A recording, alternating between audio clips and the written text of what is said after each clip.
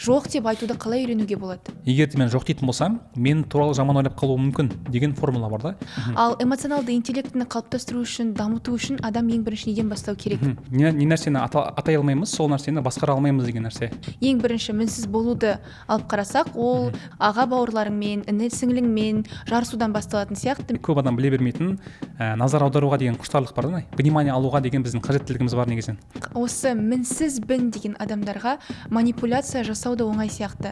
Әсіресе мінсіз бол деген нәрсемен жүретін кісілердің көбісінде аурулар өте қиын ауру болады ол кісілерде. Эмпатия қасиетін қалай дамытса болады? Саморефлексия дегеніміз өз-өзіңізге анализ жасай алу қабілеті деген нәрсе.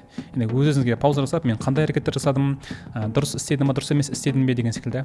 Барлық адам жетістікке жетпейді, тек жетістікті аңсағандар ғана және сол жетістікке жету барысында еңбек еткендер ғана жетеді. Адамдарға мойындау қиын да, маған жетістікке жету керек емес деп айту өте қиын.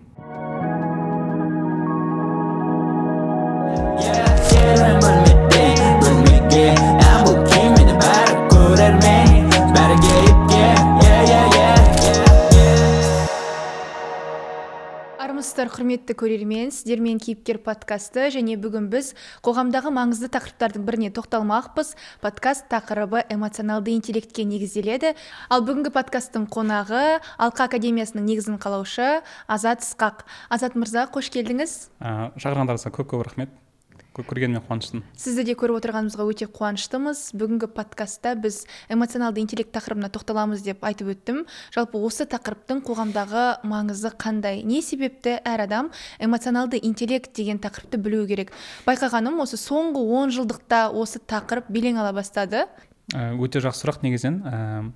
Бәлкім сіздердің араларыңызда студенттер немесе оқушылар бар шығар. Андай бір зерттеулер бар екен да, мысалы қандай 3-ке оқитындар 5-ке оқитындарды басқарады деген секілді, немесе эмоционалды интеллекті жоғары кісілер IQ жоғары кісілердің басшысы болып жұмыс жасайды деген секілді. Қазіргі таңда сол бұрынғы ата-аналарымыз андай сен ақылды болуың керексің деген нәрсемен көбірек көңіл бөлген болса, кейіннен оның бір эффекттері бар айтқанда. Көп адамдар қазіргі уақытта студенттер ақылды болуым керекпін деп, көп нәрсені білім алуға құштарлығы жоғары, дегенмен де ол кейінгі өмір сүру синдромы деген бар, синдром отложенной жизни деген нәрсеге апарады, және қателесуден қорқу, вечный студент деген секілді синдромдармен жүр.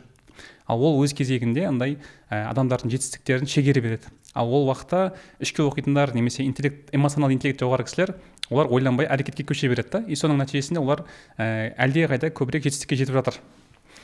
Сол себепті де қазіргі уақытта жетістік IQ-дің жоғары болғаннан емес, керісінше эмоционалды интеллекттің жоғары болғаннан немесе адамның мінезінің жоғары болғаннан деп айтады да. Мен сол себепті айтатын едім, бұл өте маңызды, және де қоғам осы нәрсеге енді көңіл бөліп жатқаны өте қуантатын нәрсе. Тіпті сіздердің осы нәрсеге көңіл бөліп жатқандарыңыз, осыған арналған курстарыңыздың болғандары, арнайы мамандарыңыздың болғандары, бұл өте жақсы нәрсе негізінен. Түсінікті. Демек, эмоционалды интеллектті әрбір адам дамыту керек, оны қалыптастыра білу керек. Ал эмоционалды интеллектіні қалыптастыру үшін, дамыту үшін адам ең бірінші неден бастау керек? Ең алдымен андай бір ереже бар. Не нәрсені атай алмаймыз, сол нәрсені басқара алмаймыз деген нәрсе. Мысалы, emotion деген нәрсеге біз дефиниция беретін болсақ, түсіндіретін болсақ, ол дегеніміз energy motion, яғни энергия қозғалысы деген сөзі білдіреді. Яғни адамдардың әрқайсысының ішінде энергиясы бар, және оның қозғалысы emotion деп аталады. Және де эмоционалды интеллект дегеніміз сол іштегі энергияны басқара алу, тани алу, атай алу, басқара алу қабілетін осыны айтады негізі. Енді көп адамдарда, қазақтарда бұл не себепті маңызды дейтін болсаңыз, жалпы қазақтарда екі түрлі бір мақал бар ғой андай. Қазақтар шаймен жүреді, машина маймен жүреді деген секілді. Сол секілді адамдардың қарым-қатынастарында да 5 эмоционалды фон бар негізі, 5 эмоционалды мотивация бар. Ол дегеніміз біздің өміріміздегі бүкіл әрекеттеріміздің түбінде осы 5 нәрсенің біреу жатыр деген сөз. Және біз осы нәрсеге мән беретін болсақ, біз көп нәрсе түсінікті болады. Мысалға, оның 5-еуінің біріншісі мінсіз бол деген нәрсе бар. Немесе мінсіз болуың керек деген бізде ұстанымдар бар. Немесе драйвер бар деп айтады да. Мінсіз бол деген, сен мінсіз болуың керек, 5-ке оқуың керек, алтын белгі болуың керек, немесе менің балам қателеспейді деген секілді, немесе осындай бал алуың керек деген секілді. Яғни адамдарда мінсіз болуға тәрбиелейтін ұстанымдар бар. Ол да бір эмоционалды бір фон, энергия деп айтсақ болады да. Екінші нәрсе ол мықты бол деген нәрсе бар. Бәлкім білетін шығарсыздар, жігіттерге жылауға болмайды, қыздарға бүйтіп күлуге болмайды, бүйтуге болмайды болмайды, сөйтуге болмайды деген тыйымдардың болуы, немесе там эмоцияңды өшіріп таста, керек емес сенің осы нәрселерің, қалтаңа салып қой деген секілді, немесе жылап жатқан кезде тәпішкені алып лақтыру адамдарға. Енді бұл да бізде андай мықты бол деген бір фон бар да, эмоционалды. Ол дегеніміз эмоцияң сенің маңызды емес, эмоцияңды шығарсаң, несін сен? Эмоцияны шығарсаң, сен әлсізсің деген сөз. Яғни эмоцияны шығармайтын болсаң, сен мықтысың деген нәрсе. Осының әсерінен көптеген адамдар андай тіпті зерттеулер бар. 90% темекі шегетіндердің негізгі проблемасы ол мықты бол деген драйвермен жүретін кісілер, және іштегі әлсіздіктерін мойындай алмайтын кісілер да. Осы арақ ішетіндер осы нәрсе бар. Байқайсыздар ма, арақ ішетін ағаларда, көкелерде мен сені жақсы көремін, осындай деген секілді нәрсе айтуы мүмкін да. Ол дегеніміз арақ ішкен кезде ол өз-өзін басқара алмайды, тиісінше ішіндегі эмоциясына ерік береді. Қарап отырсаңыз, ол да айтқанда бір қызық мәселе. Яғни көп адамдарда осындай бір фон бар деп айтсақ болады, мықты бол деген. Көп адамдардың өздерінің фейлдерімен бөлісе алмауы, немесе қателесу деген нәрсе, ол жаман деген бір фонның да болуы, немесе кринж деген нәрсенің болуы, ол бізде тоже бір құбылыс. Бұл эмоционалды тағы да екінші бір уже энергияны жейтін нәрселердің бірі да.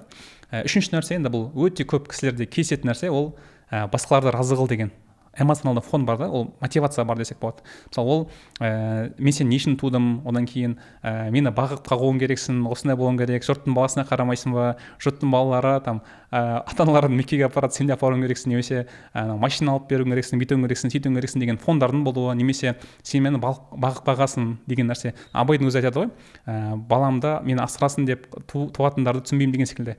Яғни осындай бір фон бар. Бұл көп адамдарда кездеседі. Тіпті біздің клиенттеріміздің де өте көп қызметкерлері немесе өздері осы проблемамен ауырады десек болады да. Және басқаларды разы қылуың керек деген нәрсе, уже ол құтқарушы синдромына болуы, жоқ деп айта алмау, өзінің шекарасын қорғай алмау, одан кейін тағы не бар. Сондай бір құтқарушының супер костюммен жүретін кісілерде осы нәрсе өте жоғары кездеседі. Тіпті Қазақстандағы 70% студенттердің өз мамандығымен жұмыс жасамауының өзі, ата-анасын разы қылу үшін соған сәйкес мамандықты таңдаудың өзі осы нәрсені әкеледі да негізі. Тіпті біз жұмыс жасаған кейбір мекемелерде КТЛ, НИШ, РФМШ деген секілді мекемелерге дайындалу үшін оқиды, бірақ та өздерінің қалауларын емес, ата-аналарының оқуың керексің деген фондарымен жүретін кісілерде осы нәрсе бар, өкінішке орай. Бұл бізде үшінші өте үлкен эмоционалды жейтін фондардың бірі. Төртінші нәрсе ол асық деген нәрсе, асығыс бол деген нәрсе. Яғни тез қимылда 6 секунд дейтін нәрсе, яғни қалып бара жатырмын деген эмоцияның болуы, асығыстықтың болуы, басқалармен өзін салыстыру деген секілді. Бұл да бір үлкен бір қоғамдағы дерттердің бірі десек болады да. Әсіресе әлеуметтік желілер көргеннен кейін адамдарды қарайсың да, мәссаған мен қалып қойдым, ешнәрсемен шұғылданып жатқан жоқпын деген секілді, немесе үйленгеннен кейін балалы болған әйелдердің қарайды да, мен үйде қалып қойдым деген нәрселердің болуы. Бұл да негізгі сол асығыс болуың керек деген бір үлкен эмоционалды тағы фондардың бірі да бұл негізі. Яғни бұлардың барлықтары белгілі бір үлкен бір проблема десек болады. Және де ең соңғы бесіншісілердің бірі ол бізде тырысу деген нәрсе ғой. Тырыс. Біздің қоғамда байқайсыздар ма, көп адамдарға тапсырма беретін болсаңыз, немесе сөйлесетін болсаңыз, мен тырысып көремін деп айтады сізге. Тырысып көрейін, немесе Алла қаласа көремін, иншалла тырысып көремін деген секілді, немесе осындай бір проблемалардың болуы. Яғни немесе мен бір бал жетпей қалды, чуть-чуть жетпей қалды деген нәрселердің болуы. Бұның барлығы тырыс деген нәрсенің болуы. Яғни біздің қоғамда лузер дейді ғой, немесе нәтижені 100% орындамау деген тоже бір дерт бар. Ол бізде тырыс деген нәрседен шығады. Тырыс не үшін ол проблема? Себебі тырысатын кісілердің барлықтары байқайсыздар ма, ешқашан нәтижеге жете алмайды. Мысалға біз сізбен амандасуға тырысып көрейік, немесе қалай көріпсіз амандасуға тырысу деген нәрсені? Деп осылай тырысып қасыңыздан өтіп кетем. Мысалға бүйтіп екі қолдың былай болуы мысалға тырысады адам. Бірақ тырысу деген сөздің байқасаңыз нәтижесі жоқ та ол жерде. Яғни тырысу ол процесс, бірақ та ол фейл, яғни нәтижесі жоқ процесс айтқанда. Қоғамдағы адамдардың көбісінде тырысып көрейін деген секілді сөздерді көп айтады. Байқасаңыздар, бұл үлкен проблема. Тіпті өздеріңізде қарап көріңіздер, сөздеріңізде тырысу, постараюсь, иншалла, попробую, мынау дейді. Орыстар көп айтады ғой. Бұлардың барлығы негізі нәтижеге апармайтын сөздер, бұны ауыстырған дұрыс та. Осыны айтатын едім. То есть осы бір 5 эмоционалды фон, немесе негізгі мотивация адамдарды тежейді және адамдардың өміріне кедергі келтіруі мүмкін. Бірақ бұлар жаман деген сөз де емес, жақсы деген сөз де емес. Дозасынан көп болатын болса, бұл уже өз кезегінде үлкен проблемаларға келеді. соның нәтижесінде адамның уже андай белгілі бір эмоционалды фондары, андай әртүрлі хәлдері, әртүрлі жағдайлары туындай береді десек болады. Негізінен яғни адамдарда андай байқайтын болсаңыздар бір ереже бар. Андрей Курпатов деген психолог бар, сол кісінің күшті сөзі бар да, адамдарда ми жоқ дейді. Яғни сіздерде ми жоқ, менде де ми жоқ. Яғни ми бізде жоқ, мида біз бармыз. Яғни ми бізді басқарады деген ереже бар. Ол деген нені білдіреді? Байқасаңыздар, біз тіпті Аристотельдің сөзі бар, біздің өмірімізді біздің дағдыларымыз басқарады. Яғни біздің миымызда ереже бар, автоматты әрекетке көшу деген нәрсе. Автопилот дейді ғой. Сол секілді біздің әрекеттерге көшетін уақытымызда осы 5 жаңа мотивацияның біреуі қосылып кетеді автоматты түрде. Мысалға сіз андай жұмысқа тұрғыңыз келді. Сізде 5 фонның біреуі тырысу, мықты болу, мінсіз болу, одан кейін басқаларды разы қылу, және де жаңағыдай асығыс болу деген бір бесеуінің біреуін таңдайсыз. Соның біреуін таңдайтын болсаңыз, сіз уже қателесуге бейімсіз, немесе сіз уже шахматта өзіңізден мықты қарсыласпен отырып қойдыңыз дейсіз ғой. Мысалға, Магнус Карлоспен сіз шахматқа отыратын болсаңыз, сіз уже ұтылып қаласыз. Сіз қай кезде ұтылдыңыз? Ойнаған кезде емес қой, сіз орындыққа отырған кезіңізде сіз уже ұтылып қалдыңыз. Сол секілді 5 фонды сіз автоматты түрде біреуін қолданатын болсаңыз, егер де сіз ойланбай шешім қабылдайтын болсаңыз, сіз жаңағыдай орындыққа отырдыңыз деген сөз ғой, өзіңізден мықты қарсыласпен. Бұл жерде не істеу керек? Кез келген әрекетке көшпес бұрын пауза, 5 секундтық пауза, өте көп айтамыз бұл нәрсені. Бір кісі өтініш білдіретін болса, жұмыс ұсынатын болса, немесе белгілі бір нәрсе ұсынатын болса, онда пауза, бір 10 секундтық. Бұл нәрсе қандай нәрсеге итермелеп тұр мені? Тырысу деген нәрсеге ме, разы қыл деп тұр ма деген секілді. Бұлардың барлығын саралап болғаннан кейін түйсікпен дейді ғой, осознанно шешім қабылдау. Бұл маған шынымен керек па, керек емес па? Егер де басқаларды разы қыл деп тұрса, мысалға, Азат, сенен басқа бұны ешкім жасай алмайды, сенің көмегің керек дейтін болса, бұл жерде қандай фон тұр? Қалай ойлайсыз? Барлық адамға иә деп айту, немесе барлығын разылығын алу. Басқаларды разы қыл деп тұр да. Ол егер де менің бойымды білетін болса, енді менде қандай мотивация басым екенін білетін болса, ол мені күшті манипуляция жасай алады да. Азат, сенсіз біз жасай алмаймыз, сенің көмегіңсіз бұны қалып қояды деген секілді. Мәссаған, менсіз жасай алмайсыңдар ма, мен сондай маңызды адаммын ба, не кәнеке істеп берейін деген секілді. Мен уже басқарылып қалдым, қарап отырсаңыздар. Мен біреудің ойын ойнап қойдым деген секілді. Ол жерде пауза, стоп, 10 секунд. Бұл маған шынайы керек пе, керек емес пе? Түйсікпен қарайды, керек емес болса, жоқ, ренжіме, мен өкінішке орай уақыт жұмыстарым бар еді деген секілді, солай шығып кету. Бұл жердегі ең главный мәселе автоматты түрде шешім қабылдамай, паузаға қойып, бұл шынымен маған керек пе, керек емес пе деген нәрсенің болуы, сіз уже 50% адамдардан эмоционалды интеллектіңіз бойынша жоғарысыз деген сөзді білдіреді негізі. Түсінікті. Байқаған бойынша осы 5 түрлі күй адамның эмоциялық әрекеттеріне, жалпы оның қабылдауына керемет бір әсер етеді. Енді осының ішінде әрқайсысына бір-бірден тоқталсақ, бұның барлығы әр адамның балалық шағында білінетін сияқты. Мәселен, ең бірінші мінсіз болуды алып қарасақ, ол өзіңнің тетелес өскен аға бауырларыңмен, іні сіңліңмен жарысудан басталатын сияқты. Мен бүгін 5 алдым, сен 4 алдың деген сияқты. Одан кейін ата-ананың да бейсаналы түрде салыстыруынан да туындайтын сияқты. Осы бір дүниенің мінсіз болудың қандай қауіптері бар? Соған тоқталып өтсеңіз. Сіз өте бір күшті тақырыптарсыз негізінен. Және бұл жерде бірнеше сұрақтар бар. Ең қызық мәселе, не үшін бізде осы 5 түрлі мотивация бар деген сұрақ. Ең қызық нәрсе, бәлкім білесіздер, бәлкім білмейсіздер, біздің өмірімізде су ішу, тамақ жеу деген қажеттілігіміз бар ғой біздің. Сол секілді әжетханаға шығу деген біздің қажеттілігіміз бар, ұйықтау деген қажеттілігіміз бар, және де көп адам біле бермейтін назар аударуға деген құштарлық бар, внимание алуға деген біздің қажеттілігіміз бар негізінен. Бұл өте маңызды нәрсе. Мысалы, сіз ойлап көріңіз, бір күн су ішпей көріңіз, бір күн тамақ жемей, бір күн әжетханаға шықпай көріңіз. Қалай өзіңіз сезінесіз? Сол секілді, егер сіз бір күн адамдардың вниманиесін алмай қалсаңыз, қандай сезімде боласыз? Бұлар бірдей деңгейдегі өте маңызды мәселелер негізінен. Бірақ біздің ата-аналарымыз бұған көп жағдайда қатты мән бермеген болуы мүмкін. Бұл жерде өте бір айтып кететін нәрсе, біз ешқандай кісілерді кінәламаймыз. Тіпті эмоционалды интеллекттің жоғары болуы басқаларды окей деп қарау, басқаларға олар жақсы, мен де жақсымын деп қарау. То есть белгілі бір іс болатын болса, ол жақсы. Ол жақсы нәрсе үшін болды деген нәрсенің болуы, ол эмоционалды интеллекттің жоғары болуы. Ал сен кінәлісің, сен болмағанда осындай болатын едім, анау-мынау деген нәрселердің болуы, жертва рөлі, ол негізінен оның бәрі дұрыс емес негізінен. Немесе айтады, психологқа барғаннан кейін түсіндім, что ана кісілер кінәлі екен деген секілді. Прикол бар. там 3 жыл болып психологқа барып жүргеніме нәтижелер жаман емес. Ол әлемнің жарты жерін шарлап үлгерді және квартира алды дейді мына жерде. Сол секілді негізінен көп нәрсеге дұрыс қарау керек. Бұл жерде ең қызық мәселе жаңа вниманияға қатысты. Яғни вниманияның өзінің түрлері бар екен оказывается. Вниманиялар адамдардың беретін вниманиясы 3 түрлі болады екен. Ол позитивный внимание, негативный внимание және игнор деп бөлінеді екен. Және де ең жаманы ол біз игнор. Игнор дегеніміз мысалға ата-ананың назар аудармай қоюы, немесе мұғалімнің назар аудармай қоюы. Ойлаңыз, мысалға мен адамдармен сөйлесіп отырамын да, қалайсыз, амансыз ба деймін да, мен сізді аттап өтемін.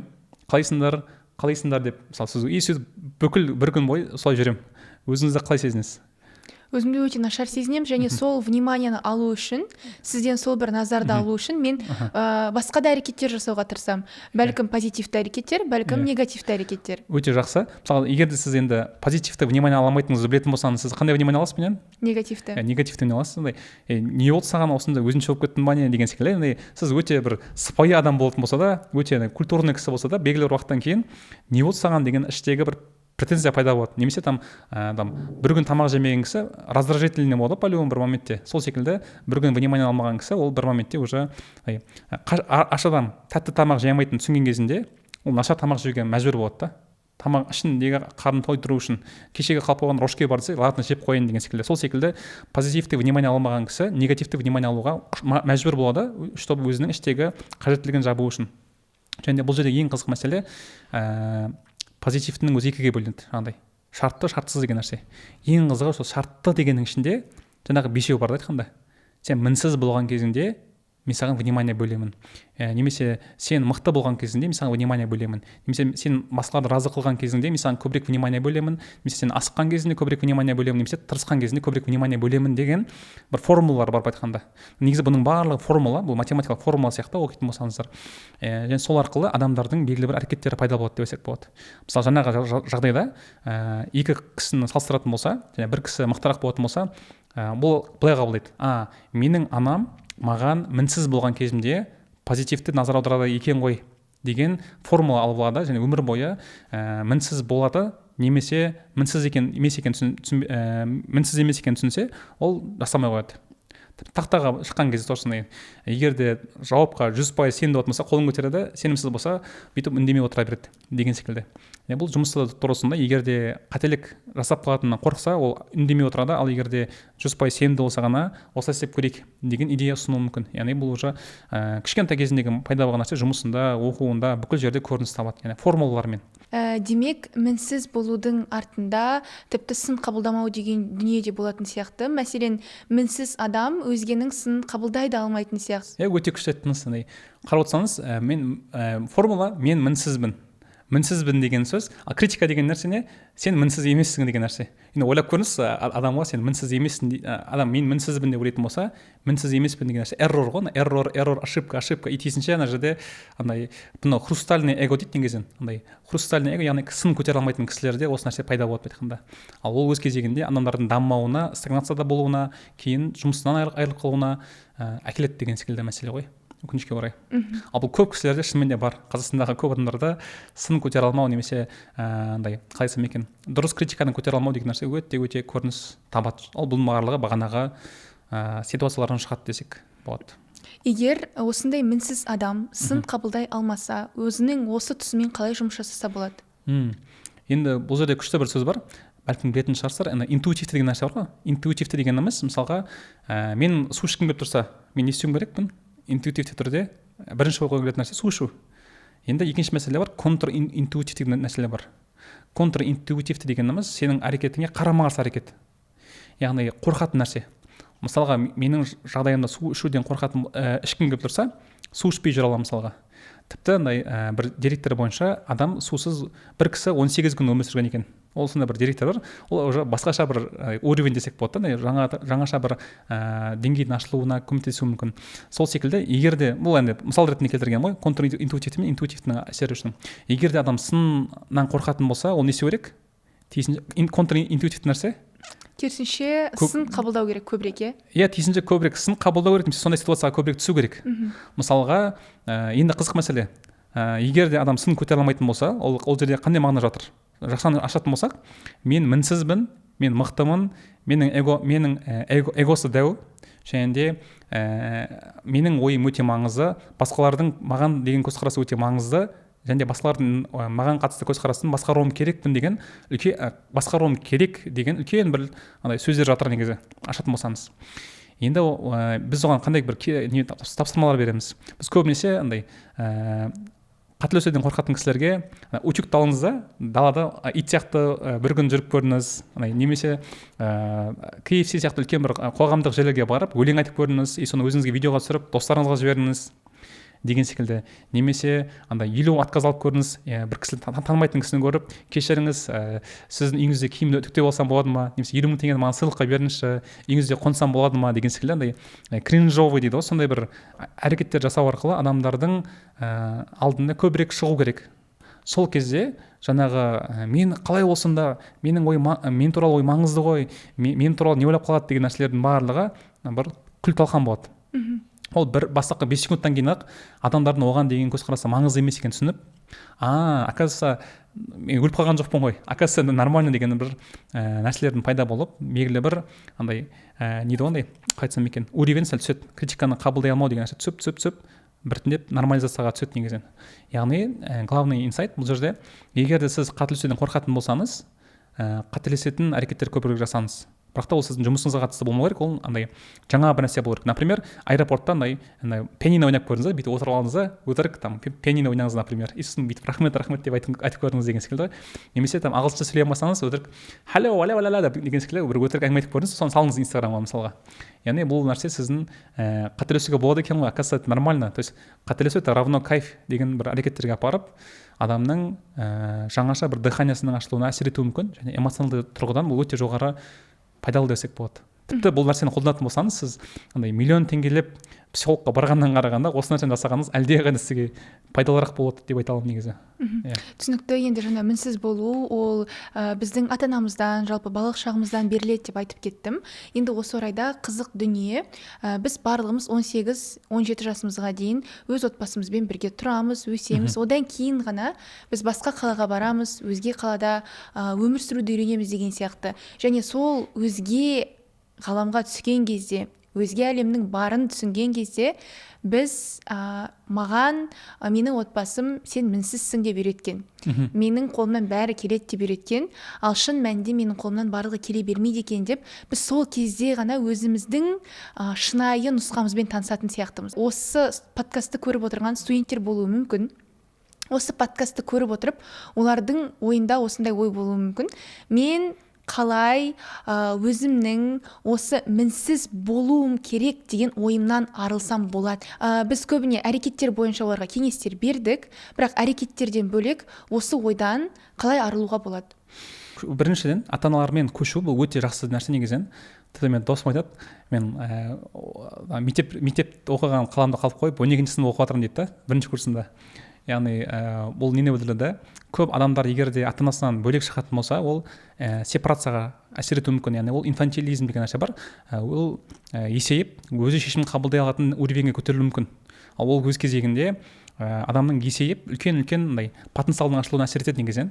Ал бірақ кейбір кісілерді байқайтын болсаңыздар, ата-аналармен өмір сүрген болса, бұл жақсы да жаман емес. Тіпті студент кезінде болса да, немесе жарыс етін кезде де, мысалға, сіз кімді қалап тұрсыз, ана кісіні алайын ба, мына кісіні алайын ба, немесе қандай киім киген дұрыс деп, жалтақтауға бейімдік болуы мүмкін ол кісілер. Ал өзі ерте кетіп қалған кісілер, есейіп кеткен кісілер, олар өз кезегінде тепе-тең деңгейде сөйлесіп, көп жағдайда дұрыс шешімдер қабылдау әбден мүмкін. Бұл өте маңызды нәрсе. Бұл бірінші жағдай. Егер де сіздерде шанс болатын болса, мүмкіндік бар болатын болса, грант болсын, грант болмасын, басқа қалаға кетіп қалғаныңыз ол өте пайдалы деп айта аламын. Жоқ, мен ата-анамның қасында қалуым керекпін дейтін болсаңыз, онда лучше оқып келіп, қайтып келіңіз да, чем 4 жыл бірге болғаннан қарағанда. Бұл сізге өте қатты пайдалы болады деп айта аламын. Тіпті біздің қазақтарда еншісін бөліп беру деген бар да кезінде, яғни адамдар қазақтар 13-ге толған кезінде 13-те отау иесі дегеніміз ол бөлек киіз үйді алып беретін болған, мынау сенің киіз үйің болды.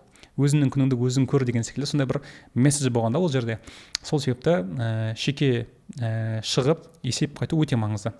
Бұл да өз кезегінде қателеспеу дегенге келеді. Ал көп ата-аналарда андай бар ғой, қарашы енді қателеспе деген нәрсе бар болатын болса, бұл ата-анадан келіп тұр ғой, қателесуге болмайды дейтін нәрсе. енді қызық мәселе, сіз балаңыздың қателеспеуі үшін сіз не істейсіз, ол өзіңіздің айтып көріңізші. Егер сіз ата ана болатын болсаңыз, сіздің балаңыз қателесіп жатқан болса, сіз не істейсіз? Және де баланың қателескенін қаламайтын болса, гиперопека жасайтындай, бүйтіп қалма, сөйтіп қалма, мына бүйтіп қалуы мүмкін, мына сөйтіп қалуы мүмкін, там деген секілді. И тиісінше бала бүйтуге болмайды екен ғой, сөйтуге болмайды екен, қимылдауға болмайды екен ғой, маған там қатарына алды болуға болмайды, бүйтуге болмайды, жаңа нәрсе тексеріп көруге болмайды деген нәрселерге әкелуі мүмкін. Бұл өте үлкен проблема негізінен. Және де ата анамен бірге тұратын болса, опять гиперопеканың құлы болып, ол көп нәрседен тыйылып қалуы мүмкін. Бұл өте маңызды мәселе. Енді екінші сұраққа келетін болсақ, жаңағыдай, мен білеймін, сұраққа жауап бере алдым ба бірінші мәселеге, бірақ екінші тұрғыдан қалай адамдар қателесуге болады деген өз нәрсені өзіне мүмкіндік бере алады деген нәрсеге келетін болсақ, енді мынаны түсінген бәлкім маңызды шығар. Егер мен мінсізбін деген формула болатын болса, бұл мен идеальныймын деген формуланы білдіреді. Яғни мен идеальныймын деген нәрсе қаншалықты ол рас, өтірік, қалай ойлайсыз? Өтірік. Ең бір қайтсам екен, ең бір мықты, ең ақылды кісіні айта аласыз ба сіз? Қасындағы немесе әлемдегі, қалай ойлайсыз? Мысалға, қазақстанда ең ақылды кісіні кім деп айтатын едіңіз? Мысалы, мен үшін өте бір үлкен кісілердің бірі Асқар Жұмаділдаев деп айтсам болады, өте ақылды кісі. Бірақ ол кісінің биология несі қандай? Географияның уровені қандай деген секілді. Бірақ ол математикадан өте мықты, қазақ тілінен өте мықты деңгейдегі кісі. Бірақ ол нейробиология, нейрофизиология деген зерттемеген болуы мүмкін. Немесе Илон Маск алатын болсаңыз, ол өте қатты ақылды дейтін болсаңыз, онда қазақ тілі деңгейі қандай, оның орыс тілі деңгейі қандай деген секілді. Енді бұл жерде бір формула, қаншалықты адам ақылды болғанымен де ол одан ақылды кісі бар, басқаша бір арена бойынша. Бұның бар болуының өзі мен мінсізбін, емеспін деген нәрсені білдіріп тұр ғой негізінен. Егер де бұл нәрсені біз қабылдамайтын болсақ, онда біз неадекватпыз деген сөз ғой. Егер сіз неадекват екеніңіздің белгісі мен мінсізбін деген нәрсенің болуы. Егер то есть осы нәрсені білудің өзі, любой адам қателеседі екен ғой деген нәрсені білдіреді. Тіпті кішкентай баланың өзі сразу жүріп кетпейді ғой, еңбектейді, құлап қалады, сосын барып тұрады деген секілді. Сосын сөйлеген кезінде де сразу сөйлеп кетпейді, ол мә дейді, сосын барып әке дейді, ана дейді деген секілді. Яғни кез келген нәрсе бірінші попыткадан болып кетпейді. Бұны білудің өзі мен мінсіз емеспін деген нәрсеге әкеледі негізі. Егер бұл нәрсе сізге көмектеспейтін болса, онда мен сізге көмектесе алмаймын. Түсінікті. Және сондай-ақ осы мінсізбін деген адамдарға манипуляция жасау да оңай сияқты. Сен бәрін білесің ғой, сен бәрін күшті істейсің ғой, айтып жіберші, көмектесіп жіберші деген сияқты бейсаналы түрде жасайтын манипуляциялар да болсын, сол мінсіз адамға әсер ететін сияқты. Және ол мінсіз деп санап жүріп өзін белгілі бір күйзеліске түсіп кеткенін байқамай қалуы да мүмкін сияқты болып көрінеді. Негізі өте рас айтасыз. Біздің Қазақстанда, емес, жалпы бүкіл әлемде манипуляция бұл бірінші орындағы нәрсе ғой. Манипуляция деген жаман емес, ол негізі жақсы да емес, дегенмен де ол белгілі бір бұл манипуляция дегеніміз басқа адамның контроль жасай алуға деген құштарлығы ғой негізі. Манипуляция сізді басқа адамның контроль жасауға деген құштарлығының болуы манипуляция деп аталады. Енді екінші ереже бар да. Егер де біз бір нәрсені істейтін болсақ, ол бізге тиімді. Егер де біз бір нәрсені істемейтін болсақ, ол да бізге тиімді. Бұл формула. Яғни, мәселені алып көрейік. Сіз жұмысқа тұрғыңыз келді, қатты жұмысқа бара жатсыз, кешігіп қалдыңыз, пробкаға түсіп қалдыңыз, одан кейін бардыңыз, тағы бірдеңені жоғалтып алдыңыз. Бұлардың барлығы сәйкестік па? Бұлар сәйкессіздік па? Жоқ. Бұлардың барлығы сәйкестік. Адамға почему-то выгодно жұмысқа тұрмау. Неге? Өйткені жұмысқа тұратын болса, ол өзінің мықты кісілер көріп қалып, мен мінсіз емес екенмін ғой деген нәрсені болып қалмас үшін адамның миы алдын ала жаңағы қадамдарға барады деп айтқанда. Сосын бейсаналы түрде ол жаңағы әрекеттерге барады. Кеш тұрып қалады, пробкаға тұрып қалады деген секілді. Бұл бір ғана ереже. То есть бұл ереже мысалға. Егер де адам грантқа түсем де түспей қалса, ол оған тиімді. Егер адам грантқа түскің келеді десе, ол грантқа түсіп қалса, ол тиімді. Бұл ереже. Грантқа түспей қалса, ол не үшін тиімді болуы мүмкін? Ол жерде ол ата-анасын кінәлауға деген құштарлықтың қатты болуы мүмкін. Сендер кінәлісіңдер, осындай болып қалдыңдар ғой, осындай деген нәрсені айтқысы келген болуы мүмкін. Солай өзін қорғағысы келген болуы мүмкін. Сол үшін ол тиімді. Немесе ата-анасы оған сен есейме деген нәрсе айтқан, формула қойған мүмкін. Формуласы бар. Сен есеймеуің керек, мен жермеуім керекпін, мен сенің қасымнан деген секілді. Ал оған тоже мен қателеспеуім керек, ата-ананың қасында болуым керекпін деген формула болатын болса, онда ол грантқа түспеу үшін барынша тырысады. Грантқа түспейді, скорее всего. Бұл кәдімгі ереже деп айтсақ болады. Егер сіз мінсіз болуым керекпін деген нәрсемен өмір сүрген болсаңыз, бұл сізге тиімді. Егер сіз тиімсіз болса, сіз бұлай өмір сүрмейтін едіңіз. Бұл просто ереже. Андай бір ереже бар да, адамның 5 жылдан кейін қандай болғысы келетінін білу үшін қазіргі таңда қалай өмір сүріп жүргенін білсеңіз болды негізінен. сол нәрсе оған тиімді болатын болса болды. Адамды өзгерту мүмкін емес, тек қана қазіргі состояниесіне қарайсыз, егер де сол жолда келе жатса қабылдайсыз. Яғни осы қызық мәселе. Ал тағы да бір ерекшелік, егер де адам өзгеру үшін не істеу керек дейтін сұрақ қойып тұрсыз ғой енді. Бұл жерде мынандай бір ережелер бар, бәлкім білесіздер, бәлкім білмейсіздер. Біз айттық қой, адекватно, неадекватно деген нәрсе. Ең қызық мәселе, егер де біздің өзімізге қатысты көзқарастарымызбен, өмірге қатысты көзқарастарымызбен өмірдің заңдылықтары сәйкес келетін болса, біз адекват боламыз. Егер де біздің өзімізге қатысты көзқарастарымызбен, өмірге қатысты көзқарастарымызбен заңдылықтар сәйкес келмейтін болса, біз кімбіз? Біз неадекватпыз. Неадекватпыз деп айтсақ болады. Мысалға мен ойлаңызшы, судың бас аштым да, төгетін болсам, төгілмейді деп ойласам. Мен төменге түсірем, төгілмейді дейсің, бұл адекватпын ба, неадекватпын ба мен? Адекват емессіз. Мен адекват емеспін. Яғни мен адекват емеспін. Рахмет десең, егер де мен жауап қоятын болсам, мен адекватпын деген сөз. Дұрыс қой, яғни мен өмірдің заңдылықтарын бұзып тұрмын деген сөз. Тура сол сияқты мен мінсізбін деген нәрсе, мен адекват емеспін деген сөз ғой. Сол секілді енді қызық мәселе, егер де мен адекват емес болатын болсам, белгілі бір өмірдің көзқарастарында қарашы қандай әділетті да, Алла тағала дейміз, біреулер вселенная дейді, біреулер там Господь, Бог, вселенная деген нәрсе бізге мейіріммен осы нәрсені көрсетіп қояды екен. Сен адекват емессің ғой, мен саған көрсетемін дейді ана жерде. Енді қызық мәселе, бұның бір өзінің бір этаптары бар екен. Мысалға, жаңағы мен мінсізбін деген көзқарас бар менде. Қалай ол көрініс табуы мүмкін? Ең біріншісі, ол басқа адамның өмір театры деп аталады. Яғни мен қарап отырам, бір кісі ресторанда отыр мысалға, жаңағыдай кофейняда отқан кезінде ол байқамай тұрады да, бір кісі екінші кісінің үстіне кофе төгіп алады. Осында мен қарап отырамын ана жерде. Ана көзіңе қарамайсың ба, осындай емессің ба, қалай ол қателесуге болады, анау мынау деген нәрсе айтып отыр ана жерде. Мен тұрамын да, ладно деп, егер мен заби маған қатысты емес қой дейтін болса, өтіп кетемін. Бірақ та мен осыған қарап, аның өзі мінсіз емес екен ғой, қызық мәселе дейтін болсам, онда мен түсіндім деген сөз, уже мен мінсіз емеспін деген көзқарасты қабылдаймын. Бірақ та егер де мен көп адамдар сияқты, 99% адамдар сияқты, ладно, пусть будет, қалай болса, трецке салуым мүмкін, осындай болыпты деп фотоға түсіретін болса, онда мен профукл дейді ғой, бұл сабақ алған жоқпын деген сөз. Екінші кезеңге өтем. Ол қандай кезең? Ол софт, кері байланыс деп аталады. Мысалға ол қалай көрініс табуы мүмкін? Маған бір кісі келіп айтады, Азат, білесің бе, адамдардың барлығы қателесуге бейім негізі. Менің досым, ол осындай болған, алтын белгі болған, бірақ бір кезеңде оған Фуат Бей деген бір ректор үш қойып қойды. Сосын бір моментте ол өмір деген күшті екен ғой, оказывается, мінсіз болмасам да болады екен ғой деп сабақ алып, мен просто саған айта салдым. Ешқандай смысл жоқ бұл жерде деп айтатын болса, өтіп кететін болса, мен тұрып, қызық история екен дейтін болсам, мен опять сабақ алған жоқпын да. Бірақ анаған қарап, саған ана кісінің орнына мен де болсам болатын еді, негізі түсінікті қызық мәселе, мынау маған қатысты айтып тұр ғой дейтін болсам, мен уже қабылдадым деген сөз. Бірақ мен тағы да көп адамдар сияқты қабылдамаймын бұл нәрсені. Яғни көп жағдайда өмір, достарыңыз, айналаңыз сізге сіздің қандай адекват емес екеніңізді бетіңізге айтып жүреді айтқанда, біз оны байқамай жүрміз. Сосын мен егер софт кері байланысты қабылдамайтын болсам, маған хард кері байланыс беріледі. Ол дегеніміз не? Бір моментте жұмыс істеп жатырмын, мысалы айтады, Азат, мына отчетың дұрыс емес сен дейді да маған, мысалы. Дұрыстап көзіңе қарамайсың ба? Қалай қателесуге болады деген сияқты, мен уже бетіме басып тұрдым жерде, саған деп ана жерде. Мен айтамын, жоқ, ол мен емес, ол мен ондай емеспін дейтін болсам, опять мен адекват емеспін айтқанда. Бірақ та тұрып, жақсы, мен түсіндім дейтін болсам, мен уже қабылдаған болуым мүмкін.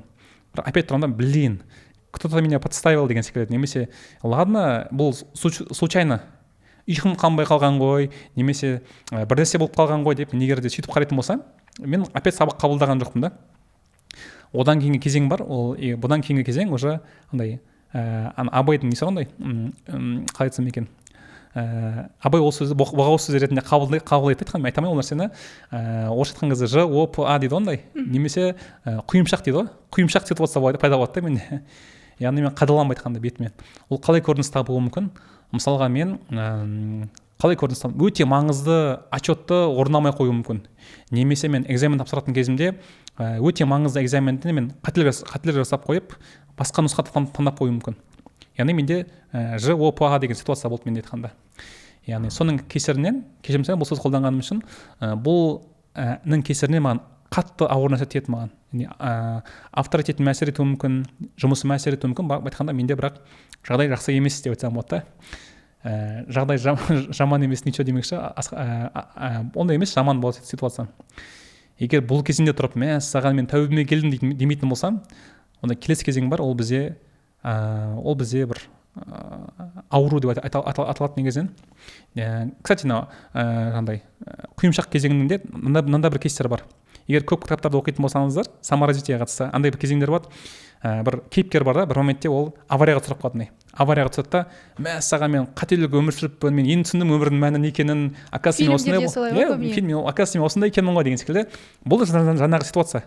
Яғни адамдарға сен адекватный емессің деген нәрсені осылай көрсетіп тұр ана жерде. Амал жоқ, енді осылай жасамайтын болса, басқаша амал жоқ ана жерде. Осы нәрсенің кезеңнен өтіп кететін болсақ, онда ауру деген кезең болады. Ол ауру. Яғни мен қатты ауырып қаламын. Мысалға, әсіресе мінсіз бол деген нәрсемен жүретін кісілердің көбісінде аурулар өте қиын ауру болады ол кісілерде. Мысалға, мен айтамын, бұл мысал келтірген дұрыс па дұрыс емес білмеймін. Мен бір кісіні танимын, ол кісіде тура осындай ситуация болды, және ол ашханаға шығамайды. Ойлаңызшы, адам мінсізбін деген нәрсемен өмір сүріп жүр, и адам әжетханаға шыға алмайды ана жерде. Қандай сен мінсіз емессің, сен ешкім емессің деген нәрсеге Алла тағала адамды түріп тастағанды айтқанда. Яғни ауру пайда болуы мүмкін, и соған қарап, то есть бұның бәрі бекерден бекер емес екен ғой деген нәрсе пайда болатын болса, сосын мен бәрін түсіндім деп ондай саморефлексия жасайтын болса, онда бұл сабақ алды деген сөз, және адекватный болды деген сөз.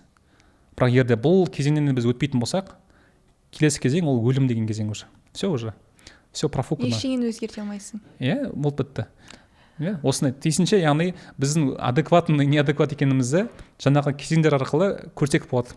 Кез келген нәрсе ол тек қана мінсіз емес, мысалы ол адам тәкаппарлық көрсеткен болса, мысалы менде тәкаппарлық деген бір моментте болған, мен өзімнің менторыма ақыл кеңес беріп жатырмын да ана жерде. Осыны айтады, бір моментте Азат дейді да, мен Жапонияға жақында барып қойттым, жапондар өте қарапайым екен дейді да маған. Мен тұрып айтсам, сондай ма, қызық екен дейтін болсам, мен уже қабылдамаймын ол жерде сабақта. Мен тұрдым, все, түсіндім дедім ана жерде. Түсіндім дедім да, тәубеме келіп кешірім сұрап ана жерде, все, айтсаңыз болды деген нәрсе мен жүрдім. Яғни адамдарда бұл әртүрлі көрініс табуы мүмкін. Яғни ол тәкаппарлық, мінсіз болуым керек, разы қылуым керек. Разы қылу деген нәрседе көп андай лақтырып кете береді, тағы бірдеңелер болады деген нәрсе, эмоционалды көп күйзелістер болады деген секілді. Енді әр адамның өмірінде белгілі бір проблемалар осылай көрініс табады заңдылықпен. Егер жауап бере алған болсам. Түсінікті. Өмірдің өзі сабақ, яғни өмір бізге кейде өз сабақтарын осындай бір ситуациялар арқылы беріп отырады. Бірақ бір қызығы, бірінші, екінші, үшінші кезеңде адамда эмпатия болатын болса, ол бірден өзге бір ситуациядан сабақ алып, сол бір дүниені өзіне тұшынар еді. Бірақ дегенмен де егер адамда эмпатия болмаса, ол қоғамдағы оқиғалардан болсын, немесе оның өзіне келіп жатқан оқиғаларды тікелей дұрыс түсінбеуі мүмкін. Адам осы эмпатия қасиетін қалай дамытса болады? Өте күшті сұрақ. Кстати, сөзіңіздің аузыңызда, мына подкасттың өзі кейбір кісілерге софт кире байланысты айтқанда. Мына менде осындай проблема бар еді, мына жерде мынандай тақырып айтылып жатыр, бекер емес қой дейтін нәрсе болса, пауза қойып қойыңыз да өзіңізбен жұмыс жасаңыз. То есть бұның өзі негізінен софт кире байланыс. Именно өз-өзіме айтуымның өзі маған софт кире байланыс негізінен. Енді эмпатияға қатысты өте жақсы байқадыңыз. Эмпат кісілер көбінесе олар басқа адамдарды бірінші орынға қойып қойды ғой, и соларға қарап деп байқауы мүмкін. Негізінен бұл жерде екі мәселеге мен бөлетін едім. Біріншісі ол эмпатия, екіншісі ол саморефлексия деген нәрсені қарайтын едім. Саморефлексия дегеніміз өз-өзіңізге анализ жасай алу қабілеті деген нәрсе. Енді өз-өзіңізге пауза жасап, мен қандай әрекеттер жасадым, дұрыс істедім бе, дұрыс емес істедім бе деген секілді. Бұл тұрғыдан қараған кезде мен ондай Платонның үңгірі деген нәрсені ұсынатын едім. Сонда бір Википедиядан қарап көріңіз, Платонның үңгірі деген бір мақала бар. Пещера Платона деген нәрсе. Соны қарап көрсеңіз болады. Яғни өз-өзіңізге сырттан қарай алу. Мысалға мысалы мына жерде бізде 3 камера бар, сіз барсыз, тағы 2 адам бар. Мен өз-өзіме сырттан қарап отырып, мен қалай сөйлеп тұрғанымды көре алатын болсам, өз-өзіме қарап. Менде саморефлексия бар деген сөз. Тіпті сіздің өзіңіз өз-өзіңізге үшінші жақтан қарай аласыз, өзіңізді қарап тұрғаныңызға деген секілді. Бұл бізде уже саморефлексияның ең жоғары деңгейлерінің бірі негізі. Бұны дамыту үшін күнделік көп жүргізу керек. Күнделіктер, яғни таңертең тұрасыз да өзіңізге есеп бересіз, кешке уақытта өзіңізге жазасыз. Бүгін мен осындай уақытта энергичный болдым, осындай уақытта осындай болды, мына кісімен көрісіп қалдым, сосын мына нәрсені байқадым. Бүгінгі күннің ойы осындай деген секілді күнделікті күн сайын жүргізетін болсаңыз, ең үлкен бұл сіздің инвестицияңыздың бірі деп айтсам болады да. Бір менторым бар менің. Ол кісі 2003 жылдан бері өзінің күнделігін жүргізіп келе жатыр. Мен ойлағам, мен 2012 жылдан бері жүргізіп келе жатыр, мен мықтымын деп. Жоқ, ана кісі 2003 жылдан бері Google Docs'a енгізіп келе жатыр. Мен соны оқып келемін, күн сайын оқимын, қызық ойларын оқып отырамын, мындай. Общий достыққа беріп қойған бізге. и қызық мәселе. Адам со стороны өзіне қарай алады даже. Қазір ол кісіде тоже не бар андай үшінші көз дейді ондай со стороны көре алады. Бұл как раз таки жаңағы өз-өзіңе контроль жасай алу, басқара алу деген нәрсені дамытады. Екінші сұраққа жауап береді. Енді бұл ең маңызды нәрсе, саморефлексия өте маңызды. Ол объективті болу үшін, адекватный болу үшін, сабақтардың әртүрлі өмірдің оқиғаларын сабақ алу үшін өте маңызды. Ол үшін күнделік жүргізу өте маңызды. Ал екінші сұрақ, эмпатияны қалай дамытамыз деген сұрақ. Эмпатияны дамытудың ең қарапайым бір ережесі, ол сіз не сезініп тұрсыз деген сұрақты жиі қою адамдарға. То есть осы сұрақты жиі қоятын болса, бір сағат сайын қоятын болса, тіпті адамдарға қатысты көзқарастарын осындай екен ғой деп қарау мүмкін. Екінші нәрсе, жоқ мен эмпат емеспін, әсіресе будь сильным дейді, мінсіз болуың керек, мықты болуың керексің дейтін кісілерде эмпатия болмайды. Ол кісілерде басқаларды разы қыл дегендер өте жоғары болады. Ал ол кісілер үшін не жасауға болады? Ол үшін не бар андай адамдардың телодвижениесін зерттесе болады, яғни әрекеттерін, мнемотехника дейді ондай. Мнемотехника деппін ғой, жестикуляциясын зерттесе болады. Мысалға бүйтіп отырса, ол қызық отыр деген сөз емес, ол боқауыз сөз айтқысы келіп отыр деген сөз. Тоже андай ұйқысы келіп отыр деген сөз, қызық емес, ұйқысы келіп отыр деген сөз. Осының бәрін оқу арқылы тоже эмпатия дамиды адамдарда. Аяқтың мысалға есікке қарап тұратын болса, ол іші пысып кетті деген сөз, например. Немесе алға қарап отырса, ол қызық деген сөзді білдіреді деген секілді. Осыған қарап адамның эмпатиясын дамытуға болады. Язык телодвижения деген кітап бар, осыны оқып көрсе болады. Аллен Пиз деген кісі, сосын я слышу тебя насквозь деген кітапты мен ұсынатын едім адамдарға. Және мен сіз не сезініп тұрсыз деген сұрақты жиі қоюға, азырақ сөйлеп, көбірек тыңдауға мен ұсынатын едім. Осыны қолданатын болса, адамдарда эмпатия өзін өзі дамиды негізі. Түсінікті. Менің ойымша біз мінсіз болу және мықты болу деген белгілі бір дерттердің алдын алатын тәсілдердің барлығын зерттеп шыққан сияқтымыз, тоқталып шыққан сияқтымыз. Енді осының ішінде маған ең бір қызығы тырысу деген дүние. Енді қазақтардың көбінде осы дүние болады деп айттыңыз. Ал тырысудың салдары ол көбіне басқаларды кінәлау, ситуацияда өзіңді ақтап шығуға алып келетін сияқты. Мәселен, мен тырыстым, бірақ дегенмен де менің қолымнан келген жоқ. Немесе ол адамға үнемі тырысу рөлінде болу. Ең соңында оның қолынан ештеңе келмеу. Көбіне оны позиция жертвы деп айтып жатады орыс тілінде. Осындай бір күйді таңдап алатын сияқты. Ол қаншалықты дұрыс? Өте жақсы айттыңыз. Бұл бір себептердің бірі, және тырысудың тағы бір себептерінің бірі. Почему-то ол кісіге успехқа жету невыгодно болып тұр негізінен. Маған ереже есіңізде ма? Жетістікке нәтиже болса выгодно, жасамай болса тоже выгодно. Мысалға сессиядан құлап қалып, адам летаға қалып қойды. Немесе ол кісі стипендиядан әліп қалды. Және тырысты, бір балл жетпей қалды, және де нәтиже болмай қалды. Неге олай болды деген сұрақты қарап көретін болсақ, ол кісі жазып көрсін, не үшін маған выгодно деп.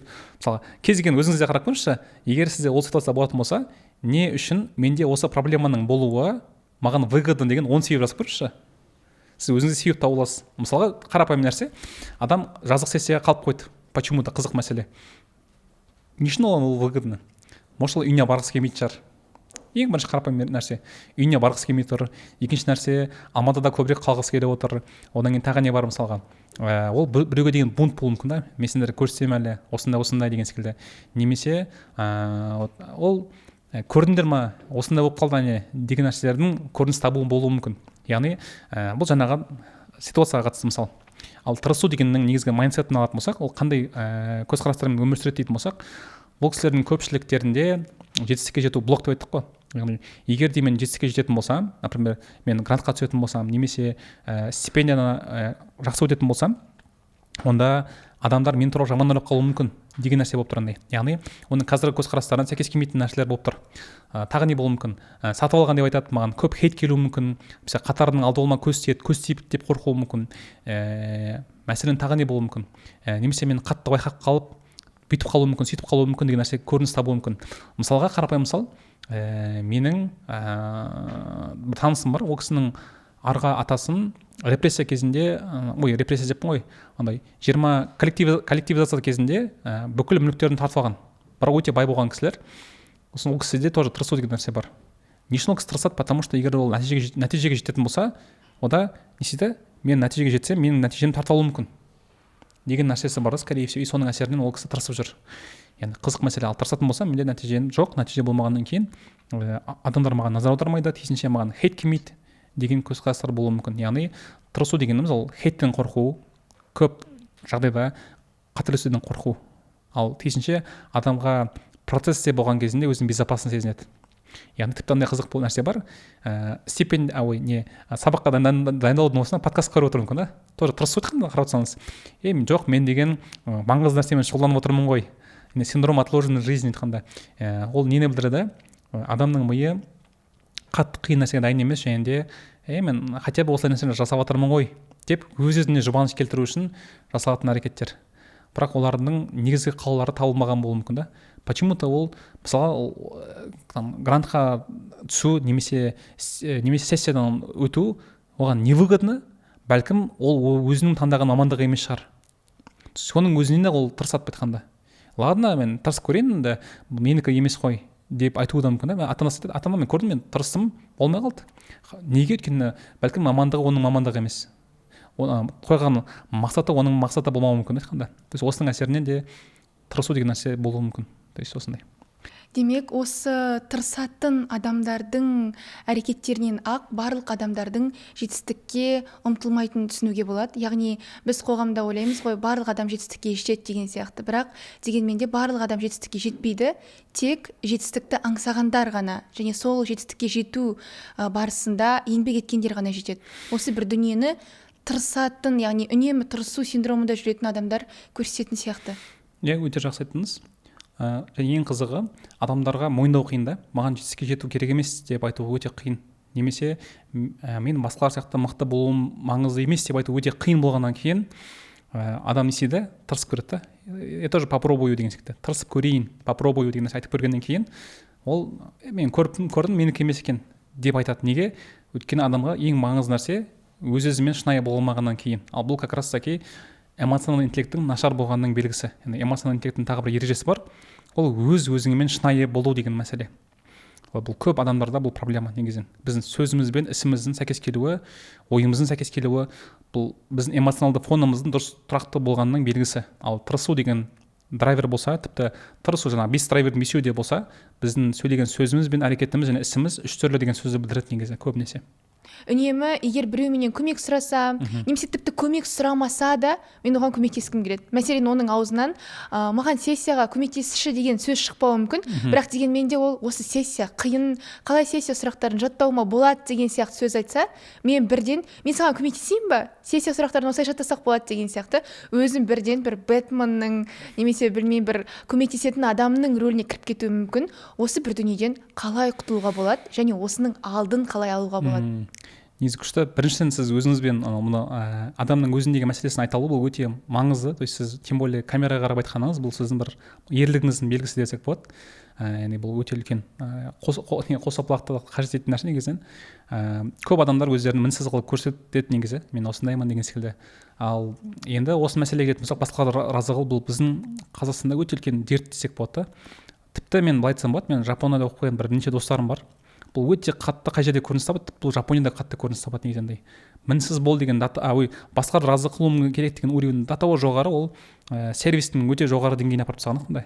Кешіріңіз, мен кінәлімін, осындай кешіріңіз деп бүкіл жерде иіп салу деген секілді. Біз ойлаймыз ол не деген керемет адамдар деген секілді. Бірақ негізінен мен туралы жаман ойлап қалмаса екен деген фон жатыр оның барлықтарының артында.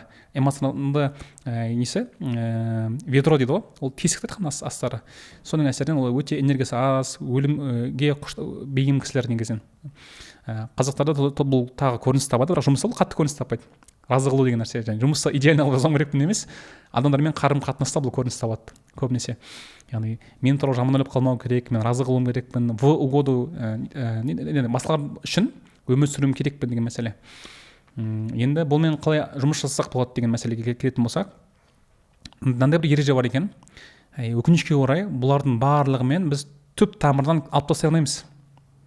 Түп тамырынан біз ешқайсысын алып тастай алмаймыз.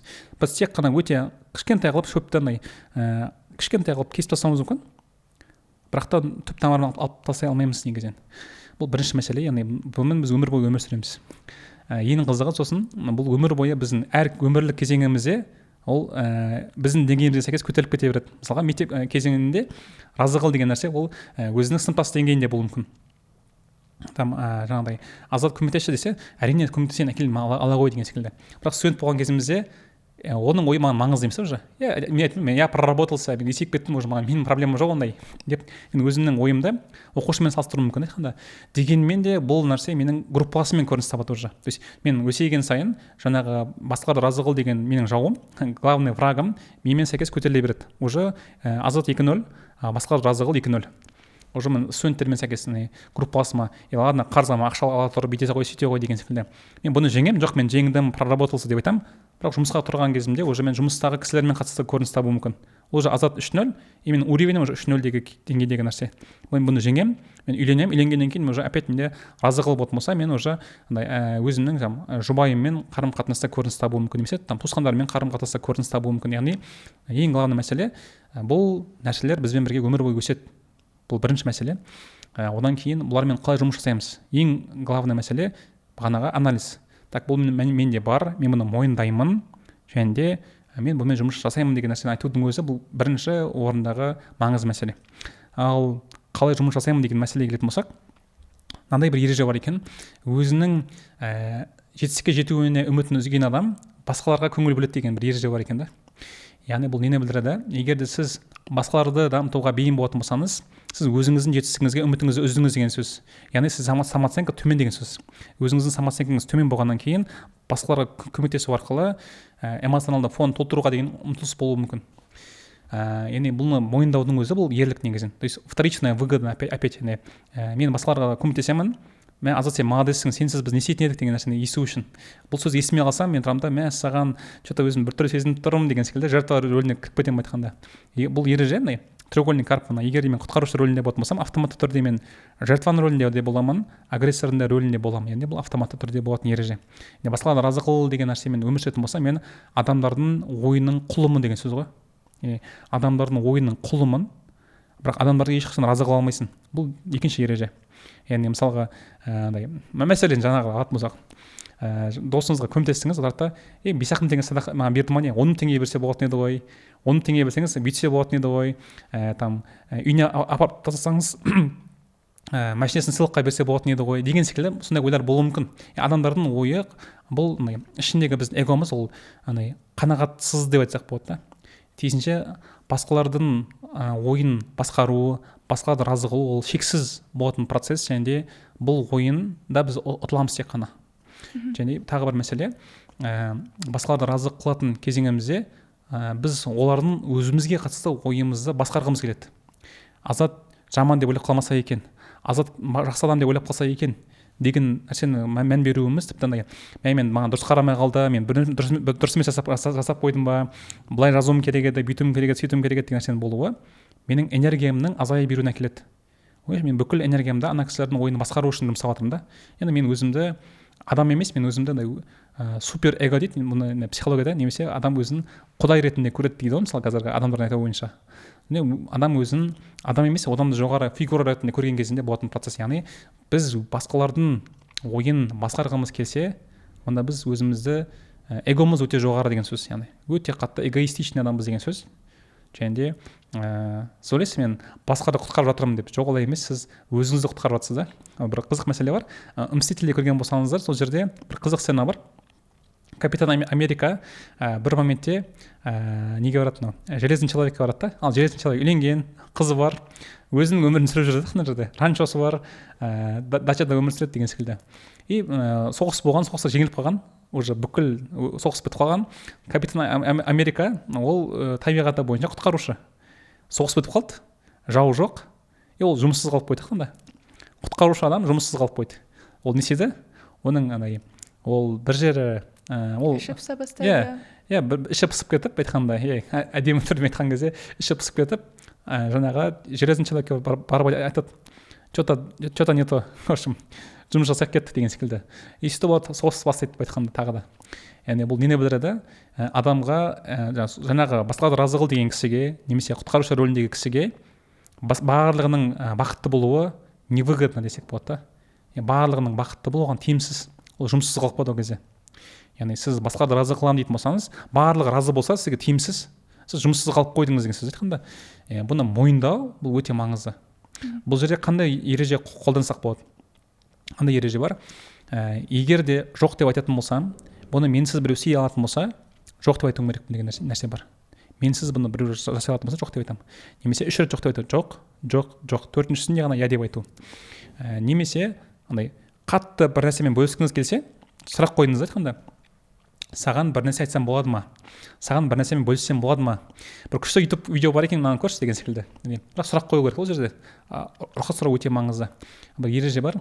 Ең улы кеңес деген ол сұралмаған кеңес. Сұралмай берілген кеңес. Яғни сұрақ қойыңыз міндетті түрде. Сізге бір нәрсемен бөліссем болады ма? Сізде осы мәселе бар ма? Онда мен сізге нәрсемен бөліссем болады ма? Қарап көріңізші деген секілді сұрақ қою арқылы жауап беру бұл ең көркем түрдегі тәсіл. Одан кейін егер де сізге бір кісі келіп кеңес сұрай беретін болса, бір рет кеңес беріңіз, екіншісінде былай айтсаңыз болады: мен асығыс едім, кешіріңіз. Немесе мен 5 қана минут уақытым бар деп айту. Енді осылай ол кісімен уақытыңызды азайту. Студенттерге айтатын нәрсе, эмоционалдық интеллектпен жұмыс жасау үшін ең маңызды нәрселердің бірі ұстазының болуы және ортасының болуы. Бұл жерде бір формула бар. Уақытыңыздың 1/3 бөлігін шәкірт рөлінде өткізу, уақытыңыздың 1/3 бөлігін ұстаз рөлінде өткізу, уақытыңыздың 1/3 бөлігін құрдас ретінде өткізу. Егер де осы формуланы сақтайтын болсаңыз, онда сізде эгоңыз нормальный болады. Шәкірттік рөлінде болып білім алып отырасыз, ұстаздық рөлінде болып біреуге пайдалы боласыз, және де құрдастың рөлінде болып адамдармен тепе-тең сөйлесесіз. Осыны айтатын едім жалпы. Түсінікті. Бірақ бір қызығы байқағаным, осы бәріне көмектесемін, бәрін разы қыламын дейтін адамдар көбіне жоқ деп айта алмайды. Біздің подкастты да қазір көріп отырып, осы бір дертпен күресіп жүргендер де болуы мүмкін. Адам көмек сұраса, жоқ деп айтқысы келеді, өзінің ресурсы да жоқ, бірақ дегенмен де жақсы деп келісіп, ең соңында өзі опық жеп қалады. Қалай ойлайсыз, осындай сәттерде не істеу керек? Жоқ деп айтуды қалай үйренуге болады? Енді жаңағы ереже опять бірнәрсе істейтін болсақ, ол бізге тиімді, істемейтін болсақ, бізге тиімді. Жоқ деп айту неге тиімсіз? Себебі егер де мен жоқ дейтін болсам, мен туралы жаман ойлап қалуы мүмкін деген формула бар да. Бұл өмір сүруге миында программасы бар. Мен басқаларға көмектессем ғана мен жақсымын. То есть мен внимание қай кезде көбірек алғанмын, басқаларға жоқ деп айтпаған кезімде көбірек внимание алғанмын деген формула болып тұр. Ең басына келетін болсақ, яғни мен океймін, мен жақсымын. Егер де мен басқаларды разы қылатын болсам, басқалар сен жақсысың дейтін болса, басқалар сен молодессің дейтін болса, подписка қойған болса, лайк басқан болса деген нәрсе болып тұр ғой. Енді бұл жерде мынандай формула: мен океймін, мен жақсымын, мен махаббатқа лайықтымын, егер де жоқ дейтін болсам да, егер де барлығы маған хейт жасады деген нәрсені өзіне көбірек қайталау өте маңызды. Яғни самоценность, самооценканың дұрыс қойылуы. Мен океймін, егер де осындай болса да, ладно, мен осындаймын, ладно деген секілді. Соны айтудың өзі маңызды. Екінші нәрсе, жоқ деп айту қорқынышты болғанымен де ең бастапқы 5 секунд қана қорқынышты, одан кейін нормально. Жоқ деп айту үйрену өте маңызды. Қиын емес, жоқ. Неге десе жоқ деп айтыңыз. Осыны ең қызық байқайтын болсаңыз, басқаларды разы қыл деген кісілерде мынандай бір не бар, сөздік қорында кешіріңіз, мен ашқана ашып келейін деп едім деген сияқты өздерінің әрекеттерін байқайсыздар ма, түсіндіреді. Кешіріңіз, маған біреу хабарласып қалған еді, қазір жауап беріп жүрейін деп едім сізге. Кешіріңіз, мен ауырып тұрған едім деген секілді өздерінің әрекеттерін түсіндіреді байқайтын болсаңыздар, немесе сорри, кешірім сұраймын, сорри деген секілді сөздерінде осындай мәтіндер көп бар байқайтын болсаңыздар. Бұлардың өзі негізінен басқаларды разы қыл деген синдромның бар екенінің белгісі. Яғни кешіріңіз, мен осындай қалған еді деген нәрсе, мен туралы осылай ойлап қалмаңыз, мен сізге түсіндіріп жатырмын неге ондай емес екенін деген нәрсе жатыр астында. Сол себепті бұл жерде тағы бір формула: өзіңіздің әрекеттеріңізді бір апта бойы түсіндірмей көріңіз. Ашқана шыққыңыз келіп тұр ма, үндемеңіз деп шығып кетіңіз, ашқана ашып келіңіз. Сізді что за адам деп ойлап қалуы мүмкін да, бірақ бір апта көретін болсаңыз, жалпы нормально екен, түсінесіз сол нәрсені де деген секілді. Сорри деп айтпай көріңіз, кешірім сұраймын деп айтпай көріңіз, бір апта кешірім сұрамай көріңіз. Егер де адамдар сізбен сөйлеспей қоятын болса, ол сіздің досыңыз емес деген сөз деген секілді. Яғни опять басқалардың ойын контроль жасамауға тырысыңыз, или жасамаңыз. Иә, біздегі қазіргі ең бір үлкен мәселелердің бірі сол басқаның ойына, басқаның пікіріне жауапкершілік алып алу ғой. Мысалы, кейде біз қазір мен осылай жауап берсем, ол адам мен туралы осылай ойлап қалуы мүмкін, немесе қазір ол мен дұрыс түсінбей қалады деген сияқты біз басқа бір адамның ойына жауапкершілік алуға асығып тұрамыз. Және ең соңғы нәтижесінде ол адам тіпті саған мән де бермеуі мүмкін, сенің тіпті айтқан сөзіңді ол адам тіпті естімей де тұруы мүмкін, бірақ дегенмен де біз ақталып, немесе сол адамның алдында өзіміздің бар жан айғайымызды айтып жатамыз. Өте күшті айттыңыз. Мен қазір андай бір ой келіп жатыр ма? Сіз байқайсыз ба андай мысалға енді мен жеке сұрақ қояйын сізге. Сіздің бір сіздің молодой человегіңіз бар ма сіздің? Жігіт деген сияқты нәрсе? Жоқ. Жоқ, мысалы енді қарап көрші, сізге бір жігіт бар. Давай ат қойып көрсіз жігітке. Андай. Өтірік ат қояйық па? Өтірік ат қояйық. Айбар деп қояйық. Айбар деген, Айбарлар қарап отырмын. Айбар деген кісіні алыңыз да. Ойлаңызшы, Айбар деген кісі бар. Айбардың бүкіл ойы тек сіз 24/7 тек қана сіз ойлайды. Сізге күн сайын сыйлық береді. Тағы сізге не бере аламын, тағы не керек сізге, Жанылханым бәрі жақсы ма деп сізге тек қана бәрі жақсы ма деп сізге деп қарап отыратын кісі болатын болса, 24/7 сіздің қасыңызда болатын болса, бәрі жақсы ма сізге, көмек керек па дейтін болса, сіздің оған деген көзқарасыңыз қалай болады? Менің көзқарасым, шынымды айтсам, не себепті бұл адам, бұның басқа тірлігі жоқ па? Неге тек қана маған ғана жаза береді, өзінің шаруасымен айналыспай ма деген ой болады. Ол мысалы жұмысы жоқ, ешқандай карьерасы жоқ, тек қана сізді маңызды қылып қоятын болса, сіз ол кісіден алыстай бастайсыз, дұрыс па? Иә. Яғни бұл жерде бір формула бар. Жаңағы басқаларды қатты разы қылуға тырысу адам итеріп жібереді, байқасаңыз. Енді бұл ереже деп айтқанда, ал егер де бір кісі болатын болса, екінші кісі Айбар емес деген адам болатын болса, аты Айбар емес, ол кісі өзінің өмірімен жүр, ладно, қалай қараса солай қарай берсін, бәрібір маған оның көзқарасы дейтін болса, сіз уже более-менее жақсырақ қарауыңыз мүмкін ол кісіге, дұрыс қой? Бастапқы жағдайы бірінші кісіге қарағанда более-менее жақсырақ, дұрыс па? Енді ол кісімен сіз тепе-тең сөйлесе аласыз. Ал бірінші жағдай сіз бүйтіп сөйлесесіз, тек қана бүйтіп сізге деп қарап отырған кісі болатын болса, онда сіз тұрасыз өзіңізді сәл жоғары сезінуіңіз мүмкін, немесе қатты алыстап кетуіңіз мүмкін ол кісіден. Бұл жерде тағы бір формула бар, яғни қатты адамды разы қылуға тырысу, қатты адамның ойын басқаруға көңіл бөлу, адамның сізге деген көзқарасын керісінше жаман ойлап қалады сіз туралы. Бұл жерде тағы сондай ереже бар, яғни қатты не нәрсеге қатты мән береміз, сол нәрсе бізден алыстайды деген ереже. Яғни не нәрсені қалайсыз, как должен ретінде қабылдаңыз айтқанда. То есть, ладно, жоқ десе маған бәрібір деген секілді. Сол кісімен, мысалы сізге тек қана я деген сөзді қабылдауым керекпін деген кісіге қарағанда, ол жоқ десе нормально деген кісі, екінші кісі сізге жақсырақ кандидат болып көрінуі мүмкін. Бұл барлық адамда осы нәрсе бар. Бұл логично, тіпті бұл логикаға сай десек болады да. Сол секілді опять разы қылуға тырысатын кісілерде бұл проблема бар. Яғни разы қыламайды да бұл кісілер соңына келген кезінде. Осындай бір. Түсінікті. Енді біз жаңа қарым-қатынас тақырыбына сәл тоқталып өттік. Енді ең бір қызығы, студенттердің барлығы жаңа қалаға келгеннен кейін, немесе барлығы да біз айтып жатамыз, үлкен қалаға, үлкен өмірді бастағаннан кейін барлығында жеке қарым-қатынастары пайда болады, достары, ортасы пайда болады. Және осы кейбірі бәлкім қарым-қатынасқа түседі деген сияқты. Осы орайда кейде тепе-тең емес қарым-қатынасқа түсетіндер де бар. Мәселен, манипуляцияға негізделген, абьюзға негізделген сондай кездерде, жалпы сондай қарым-қатынаста адамдар бірден танымауы мүмкін. Жалпы осындай абьюзді, манипуляцияны бірден танудың амалдары бар ма? Осындай кеңестер болса. Өте жақсы сұрақ негізінен. Өте күшті сұрақ десек болады. Негізінен өкінішке орай көп отношения біздегі ол абьюзивный отношения дейді ғой. Мен бірақ түсіндірмесін айту қиынша. Дегенмен көп адамдардың егер де эмоционалды фон бізде тұрақсыз болатын болса, немесе эмоционалды есемеген болсақ, біздің қарым-қатынастарымыздың барлығы ол жаңағы нәрсеге қатысты болады, абьюзивный болып есептеледі.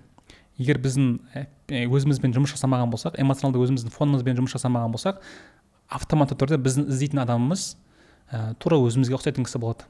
Бұл ереже деп айтсақ болады. Тіпті андай бір формула бар, бәлкім бетін шығарсыздар, айтады, бір көргеннен ғашық болдым деген нәрсе, шын мәніне келген кезде бұл психологтардың айтуы бойынша менің психологический травмамен ана кісінің психологический травмасы бірдей болған кезде бір-бірімізді жақсы көріп қаламыз дейді да, и сол нәрсені бізде ғашық болып қалу деп айтады дейді негізінен. Ол шынымен де сәйкес келетін нәрсе көбінесе. Яғни сізде қандай проблема бар, сол проблемасы бар кісілер сізбен көрінеді көбінесе. Немесе сіздің проблемаңызға қарама-қарсы кісі көрініс табады десек болады. Бұл жерде не істеуге болады дегенге қатысты, енді әрине ең дұрыс способ бұл екі тарапқа да нейтралды кісінің көзқарастарының болуы, мысалы ұстазыңыздың болуы немесе бір ағаңыздың әпкеңіздің болуы қарым қатынастың логикалық тұрғыдан қарап жақсы болатын секілді деп қарап беруіне көмектеседі негізі. Бұл бірінші өте қиын, өйткені жастардың көбісінде андай сезімдер болғаннан кейін олар бұл нәрсеге бұл ақылды скорее всего қолданбайды. Яғни өйткені қайдағы үлкен үшінші кісі маған керек емес, мен сезіп тұрмын, ол менің адамым деген секілді. Егер осындай болатын болса, ол бір моментте сіз айтқандай разочарованияға әкелуі мүмкін, одан кейін отношенияның бір абьюзивный отношенияға ауысып кетуі мүмкін. Бұны қалай байқаймыз? Егер де қарым қатынаста диалог болмайтын болса, немесе мәміле болмайтын болса, бұл уже бірінші сигнал десек болады. Яғни бірге отырып, мен осылай сезіндім, сіз айтқан кезіңізде, сіз қалай ойлайсыз, мен де сезіндім осындай болғанын, давайте бірге жұмыс осылай жасап көрейік деген сияқты отношения болатын болса, бұл күшті. Сіз осылай істеген кезіңізде, бұл мен өзімді жаман сезініп қалдым, сондай ма, бұл кринжовый көрінуі мүмкін, но бұл шынымен рабочий мәселе негізінен. Жаңа басында айтып кеттіңіз ғой, үш түрлі кері байланыс бар. Біреу позитив, біреу негатив, үшіншісі игнор деген сияқты. Сонда мысалы кейде бір адамға жауап бересің, өзің ішкі ойыңды айтсаң, ол керісінше оны оқымай, игнор жасаса, немесе біліп тұрып білмегендей түр жасаса, сол бір қауіпті сияқты. Бұл өте қауіпті нәрсе. Тіпті қарым қатынаста мысалға әйеліңіз немесе қыз тұрады да, мынау маған жараса ма десе, жігіт тұрып, саған жарасады дейтін болса, мысалы, маған жараса ма? Саған жарасады. Бұл игнор адамның естігісі келгені бұл емес та, сізге бәрі жарасады, сіз әлемдегі ең әдемі әйелсіз ғой деген сияқты нәрсе болса, күшті деген секілді. Енді бұл уже басқаша отношение. То есть бізге ер адамдардың өздеріне бұны зерттеу өте маңызды. Тіпті андай қалай айтсам екен, тіпті бүгін не тамақ істерімді білмеймін десе, қалай білмейсің? Білмеймін, өзің тамақ істеп көр деген нәрсе емес. Ладно, онда тамақ заказ бере салайық дейтін болсаңыз, күшті деген. То есть бұның бәрін оқу өте маңызды мына жерде. То есть белгілі бір сөз бар, оның астында басқаша мағынадағы сөздер бар да. Бұны оқу өте маңызды. Яғни ең маңызды ереже қарым қатынас ол мектеп деп айтсақ болады да. Бір-бірімізді тануға арналған мектеп, және де екі адамның қосылуы ол негізінен көбінесе құндылықтарға сәйкес болуы өте маңызды. Біз өте көп байқаймыз, адамдар сезімдермен қосылады, немесе негізі көп жұптар сезімдермен қосылады, бұл өте маңызды нәрсе, және осылай болуы да керек. Дегенмен де сезімнен қатар құндылықтарға сәйкес келу керек көбінесе. Бұған өте қатты мән берген абзал. Яғни екеуміздің құндылықтарымыз бірдей болатын болса, қандай мінез болсын, қандай проблема болсын, біз өмір бойы ол нәрседен шыға аламыз. Құндылықтың өте маңызды екенін көп адам байқай бермейді негізінен. Бірақ та мысалға құндылық дегеніміз не? Құндылық дегеніміз мысалға біз өзіміздің бір приложениемізде 12 құндылық шығарып бердік біз өзіміз. Мысалға ол қандай құндылықтар болуы мүмкін? Ол отбасы, мысалға ол карьера, свобода, одан кейін тағы не болуы мүмкін? Ол дін болуы мүмкін, ол қоғам, тағы не бар, жұмыс, осылар ақша, бұлардың барлығы құндылықтар негізінен. Сол уровень деңгеймен қарайтын болса, бірінші орында не отбасы, екінші орында осында деген секілді. Екінші қыздың несін қараңыз, құндылықтың қандай екенін, бірінші осында, екінші осында, үшінші осындай. Бір-бірін салыстырып қараңыз. Құндылықтарына сәйкес келетін болса, онда күшті. Егер сәйкес келмейтін болса, ол нашар деген сөз. Мысалға, ер адам үшін бірінші орында отбасы болуы мүмкін. Ал әйел адам үшін отбасы деген 12-ші орында болуы мүмкін да. Ода карьера, ақша, қоғам, осындай болмаса, тиісінше ана кісі құндылықтары бойынша по-любому айтқанда сәйкес келмейтін болады. Бір-біріне сәйкес келмейді. Немесе мәміле жасау керек. Жақсы, мен сені қабылдаймын, мен сізді құрметтеймін деген секілді. Ол қатты бір үлкен бір неге келісімге келу керек. Бірақ та көп жағдайда осы нәрсені біз өзгерткіміз келгеннен кейін отношения бұзылады негізінен. Сол себепті құндылықтарға өте қатты мән берген абзал. Сезімдер болуы тиіс, бірақ құндылықтар бірінші орында. Яғни қандай құндылықтарды өзгертіп аламын ғой, үйленгенге бүйтіп аламын ғой, сөйтіп аламын ғой, оның барлығы өтірік, лапша дейді ондай, оның барлығы өтірік нәрселер. Сол себепті бұл сіздің тіпті эмоционалды тұрақсыз екеніңіздің белгісі. Яғни тіпті сіздің манипулятор екеніңіздің белгісі. Басқа адамды өзгертуге ұмтылу бұл адамның манипулятор екенінің белгісі негізінен. Басқаларды басқаруға тырысу бұл да манипулятор екенінің белгісі. Адам қалай бар, солай болып бітті. Адам өзгермейді деп қабылдауымыз керек. Сол кезде біз эмоционалды тұрақтымыз деген сөз. Ал как раз таки құндылықтарына сәйкес болатын болса, бұл супер. Отношениеде ең маңызды мәселе ол сіздің бір-біріңізге қарауыңыз емес, екеулеріңіздің бір бағытқа қарауларыңыз өте маңызды.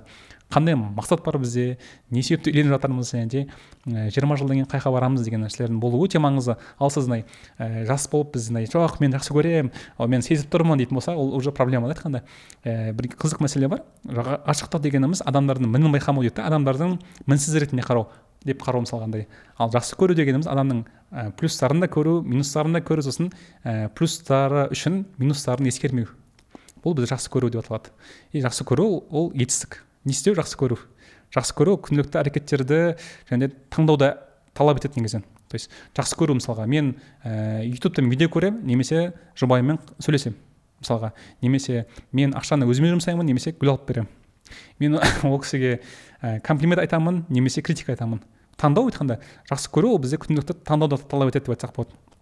Тек қана жақсы көру емес, бүкіл қарым-қатынас, доспен қарым-қатынас, жұмыс болсын, бүкіл нәрселердің барлығы біздің таңдауымызды талап ететін нәрселер. Ал как раз таки сіздің құндылықтарыңыз бірдей болатын болса, сізге таңдау жеңілірек болады да ол жерде. Сол себепті құндылықтарға мән берген абзал, және де жақсы көру бұл етістік, отношения ол етістік, күнделікті таңдауды талап етеді. Яғни басқа қыздарға қарамай, тек қана өзіңіздің таңдаған қызыңызға қарау деген секілді минустарын ескермеу, плюстарын көбірек көңіл бөлу, бұл да таңдау. Сол кезде сіздің таңдауыңызға сәйкес нәтижесі де күшті болады деп айтсақ болады негізі. Түсінгенім, әрбір адамда өзінің құндылық кестесі болу керек. Әрбір өзінің құндылығын әр адам жатқа білу керек, немесе оны орналастыра білу керек еркін деңгейде. Екінші, жоқ деп айта алу үшін әрбір адам өз жеке шекарасын білуі керек. Ол жеке шекарасын білу үшін ол да өзіне белгілі бір қағидаларды жазып алса болатын сияқты. Ал одан да бөлек, жалпы әрбір адам өзін зерттеуі керек, өзін тануы керек. Үшінші жақтан өз-өзіне анализ жасай білу керек деген ақпараттар мен үшін өте пайдалы болды. Жалпы бұл тек қана маған ғана емес, бізді көріп отырған әрбір көрерменге өте тұшымды, пайдалы, өмірінде пайдаланатын кеңестер болды деген үміттемін. Енді осындай бір қызық сауал қойғым келіп отыр подкасттың соңында. Мен сізге қоймаған, бірақ дегенмен де осы бір дүниені подкастта айтқым келеді, айтқым келген еді деген ой болса, сол пікірді бөліссеңіз. Негізі өте көп күшті сұрақтар қойдыңыз. Мен де тек кішкентай қосатыным ғана бар. Яғни бүкіл нәрсе таңдаудан тұрады негізі. Тіпті Марк Аврелийдің сөзі бар. Бұл өмірде бүгін мені оңбағандар мен рахметі жоқтар күтеді, және де олар менің эмоцияма ешқандай әсер ете алмайды деген формула қойып алған да өзіне. Мен айтатын едім сіздерге, күнделікті сіздердің настроениелеріңіз, яғни эмоцияларыңыз ол тек қана сізге байланысты. Тіпті бір ғана ақпараттың осылай келуінің өзі сіз қабылдамау сіздің нұсқаңызда деген секілді. Одан кейін тіпті сізден 3 түрлі эмоция бар мына жерде. Вау, мынау керемет болды, маған ұнады деген нәрсе. Екінші нәрсе ол түкте тез сөйлейді екен, осындай екен, тәпішке киіп отыр ма, осындай ма, дұрыс спикер таппадыңдар ма, бүйтпедіңдер ма деген секілді нәрсе. Бәрінің нәрсе ғой деген секілді. Үшіншісі, ладно, қызық, нормально деген секілді. Яғни осы нәрсенің болуы да бұл қызық мәселе негізінен. Яғни бізде күнделікті таңдаулар бар. Және осының өзі таңдау. Егер де біз бүкіл нәрсеге жаңағыдай вау, бұл керемет екен деп қарапайым нәрсенің өзіне сөйтіп қарайтын болсақ, біздің өмірімізде көп нәрсе күшті нәрсеге өзгереді, күшті бағытта өзгереді десек болады да. Тіпті қызық қарапайым ереже, сіз ойлап көріңізші, бұл өмірдегі бүкіл проблемалар олар жаман емес, ол жақсы деп қабылдайтын болсақ, біздегі бүкіл болмай қалған проблемалар, контрактыңыз болмай қалды, например, сессиядан қалып қалдыңыз, немесе аварияға түсіп қалдыңыз, тағы бірдеңе, барлық нәрселердің болуы ол маған жақсы нәрсе үшін болды деген нәрсені қабылдайтын болсаңыз, сіз эмоционалды ең тұрақты адамсыз деп айтсақ болады. Бұл ең үлкен ереже. Бүкіл проблемалар болған кезде, бүкіл ситуация болған кезде, вау, бұл маған керекті нәрсе болды деп қарайтын болсаңыз, бұл ең главный месседж, яғни осы нәрсені меңгерсек болып бітті. Біздің өмірімізде ешқандай проблема болмайды десек болады. Көп рахмет сізге подкаст үшін. Біз үшін, жалпы көрермендер үшін подкаст өте танымды болды деген үміттеміз. Жалпы өмірдің өзі сабақ, және әрбір адамға өмір тиісті сабағын беретін түсіне алдық. Ал егер сіздерге подкаст ұнаса, төменге өз пікірлеріңізді бөлсеңіздер болады. Біздің Азат мырзаға дайындаған сыйлығымыз бар еді, бірақ дегенмен де ол сыйлықты жаңа жыл қарсаңында бұйырса жеткізіп беретін боламыз. Ал ендеше Азат мырза, сізде өзіңізде жеткізетін немесе беретін белгілі бір сыйлығыңыз бар ма, ұсынатын көрермендерге? Өте күшті. Мен былай болады ойлаған жоқпын. Мен былай жасасам болады, негізінен ең қымбат нәрсе негізінен ол адамның уақыты дейді ғой негізінен. Және сіздердің осы уақыт бөлгендеріңізге көп рахмет. Сіздердің де осы уақыттарыңызды, мысалы ең главный персонажсыздар өмірлеріңізде, мен NPC, яғни not played character дейді ғой. Менімен сөйлесіп отқандарыңызға да мен қуаныштымын. Егер де мен пайдалы бола алсам, мен ол кісілермен 1 сағат сөйлесе аламын. немесе ақшалай сыйлық берсек болады. Бұл уже адамның таңдағанына байланысты. Немесе Алматы қаласында болса бір күн бірге өткізсек болады. Яғни осында бір нәрсе жасақ болады. Яғни мен осы нәрсеге айта аламын. Түсінікті. Ендеше төменге сіздер өз пікірлеріңізді бөлісіп, ең соңына өз нөмірлеріңізді немесе Instagram парақшаларыңызды белгілеп кетсеңіздер болады. Егер сізді жеңімпаз деп танитын болсақ, біз міндетті түрде сізбен байланысатын боламыз. Көп рахмет. Ендеше келесі подкасттарда жолыққанша аман сау жүрейік.